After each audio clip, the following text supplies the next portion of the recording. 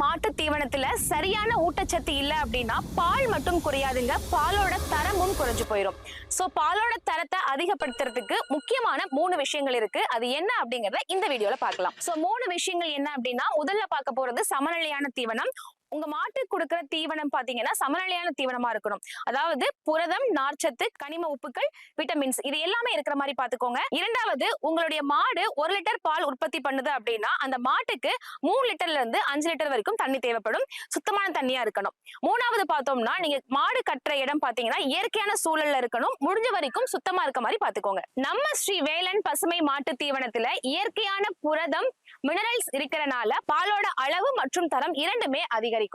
உங்க மாட்டோட பால் தரத்தை இயற்கையாவே அதிகரிக்க ஆசைப்படுறீங்க அப்படின்னா நம்ம ஸ்ரீவேலன் பசுமை மாட்டு தீவனத்தை தொடர்பு கொள்ளுங்க. நாங்க தமிழ்நாடு ஃபுல்லாவே 2 மூட்டையில இருந்து டெலிவரி பண்ணிட்டு இருக்கோம். உங்க ஃப்ரெண்ட்ஸ்ல யாராவது மாட்டு பண்ண வச்சிருக்காங்க, மாட்டு தீவனம் தேவைப்படுது அப்படின்னு சொல்றாங்கன்னா இந்த வீடியோ மறக்காம ஷேர் பண்ணிடுங்க.